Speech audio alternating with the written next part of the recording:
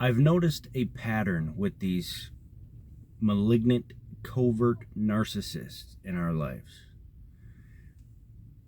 If you are someone like me and you have discovered and discerned that it was a prominent figure in your life that has had these subtle, wicked tactics to suppress you, you've gained a lot of awareness, and the Lord by now has probably shown you the way that these people operate. But it seems like every time you build up the courage to separate or take a big step towards your own free will and independence, when you step out of their control, here is something I've noticed. They want to, like, if they know that you're about to take a step, they'll try to play on your emotions by doing an unasked favor. What they want to do is to have the last word, so to say, and now they want it to linger. They want it to linger, and they want to get you to relish on a thought to where the last time you had an experience with them, they were trying. But it's a pattern. It's a pattern to play on your emotions since you are finally taking heed to God's voice. You are finally mustering up the courage to take that step and follow His voice. These people need control over you. That is what they are thinking. They are desperate to be that same. They want you to idolize them. And since you are not doing that anymore, some of their last attempts are to go above and beyond. And it is confusing. It can be confusing if you're not aware of this. You might have to go through this type of experience a few times. They know that you are a loving and empathetic person. So they want to plant this seed, hoping that you will guilt yourself into keeping the door open. It's this game that they're playing. They'll give you space for an amount of time, and while totally disregarding their wickedness, and while taking no accountability, they will do favors. And at this point, like, I don't want to give them the opportunity. Like, it's too late. It's too late. Like, I know exactly what they're doing.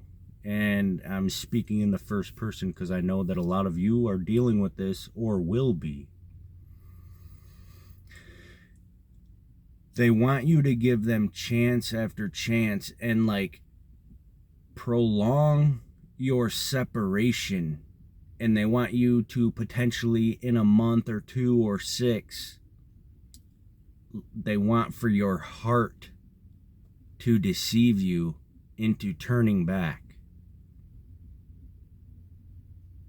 So all of a sudden, in a moment of indignation towards how they've been, when you make a stance and you kind of take action, they will follow that up at the perfect timing to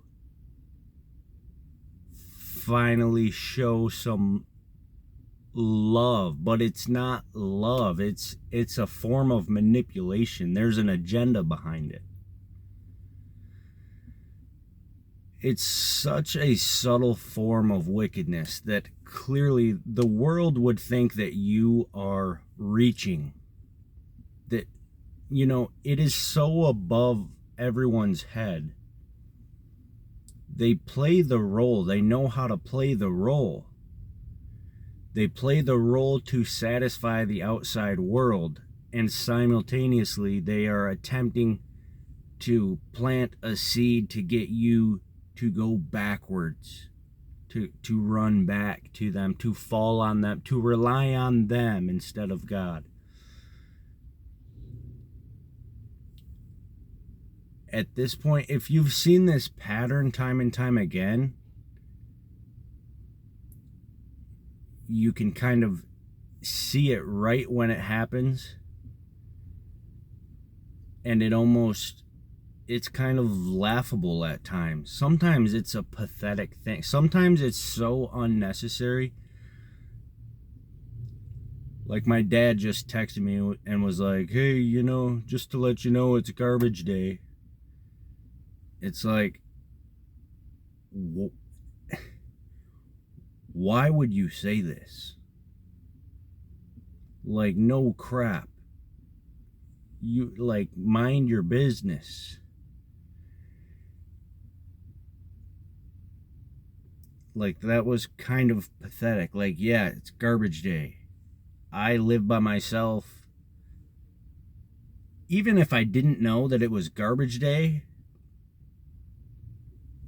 I have been living in my own dwelling for 6 months at this location.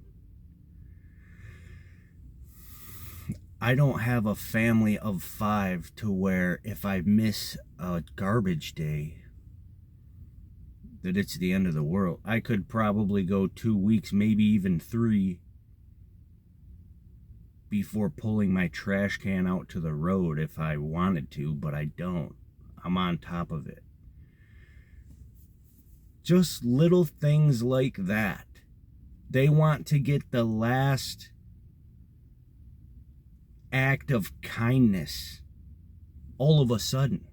It's like it wasn't like this before, but now that you are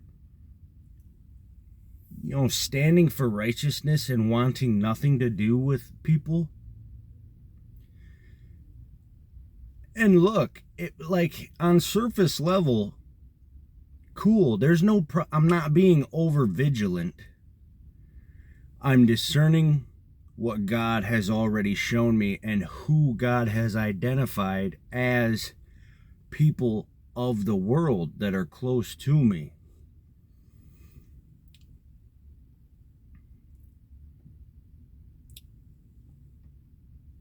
Do you see how discreet and subtle that is? I just got done saying it was kind of pathetic, but it's because I know the agenda behind it. It is discreet, though, for anyone outside of that party and this party. And then, my scenario is my parents.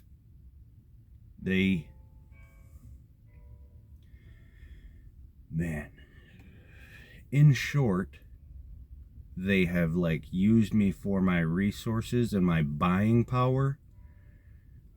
Somehow taken things of mine, assets, houses, vehicles, credit, money, and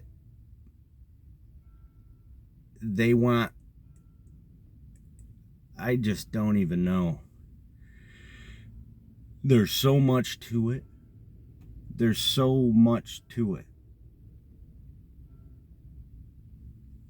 I don't need empathy for it. I don't want empathy for it. But they are relentless. They can't afford to have the outside world catch on to who they are and what has been going down for the past few years. I have a brother and sister who, when I can like legally detach, because I fell for the okie doke, so there's a season of patience through all of this. It's like I have, like, you guys have 2 other children that are grown adults. Leave me alone. I know that you know who. I know that you know that I know who you are. But I'm not going to try to convince anyone that you have that's asleep to all of this who you are. So let me be. You have 2 other sources of energy and empathy to feed off of. See, because you are awake, because I am awake, I am their main objective. Because I am the one walking with God who's being blessed with discernment, wisdom, eyes that see. They are bamboozled at how aware I am of who they are.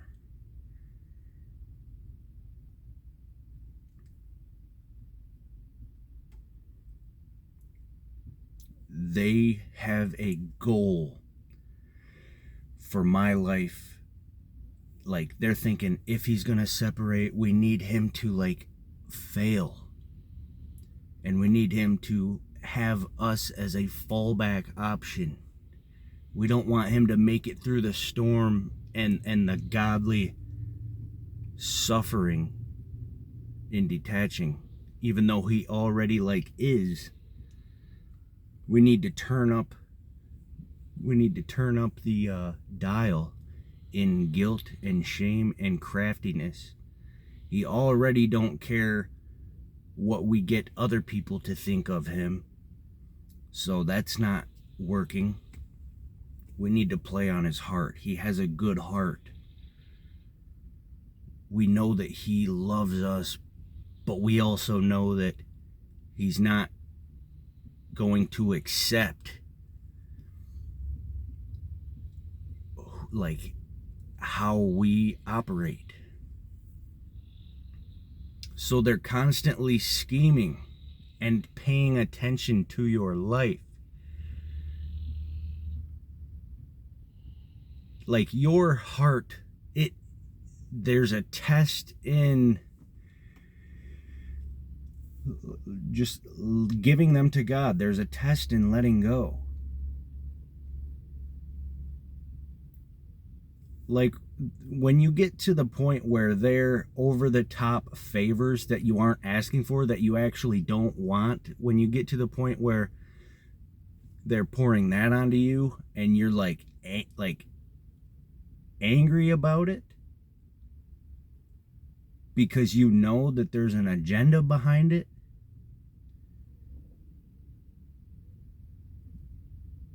that's where I am. It's like, no, if I were to see, they're trying to, man, I know you guys understand, but it's just like, we can't fall for this. God has showed us things and gotten us to this point. We've turned back to Egypt maybe more than once. And all that did was delay things, make things more frustrating. It did reveal more to us, but is it necessary to go through all of that again? I'm looking forward to, like, seriously getting a new phone number.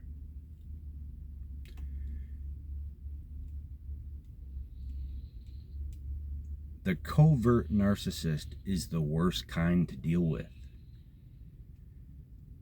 The overt narcissist, at least you, like, These people are crafty.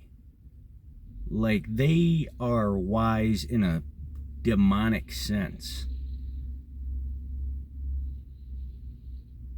It's hard to get any proof on them. They know how to cover up their tracks. I'm gonna leave that there. It's Friday. The sun is out. I'm at the gym. I think I'm about to shift my fitness goals. I've been getting really strong, but I've also been storing some fat. So I would like to start returning to being more flexible, having more energy, and cutting. Did a short bulk, maybe 2 months. We're gonna cut, do more cardio. We're on the right path. Hope you got something from this. I know it was kind of a slow, well, all of my videos, I'm kind of just being patient in the way that I deliver and choose my words. This message was certainly that, but I hope that if you stayed tuned through the message, that you were able to grasp the point in this. They'll play on your heart. They will go over the top in doing favors to get to, they'll put it in your hand. Like, it's totally, they want you to fall for your heart. They want for you to idolize your heart and to have hope in what could be, while they hold the keys to that. God sees all of this. All right. I hope you enjoyed. Stay tuned, and God bless.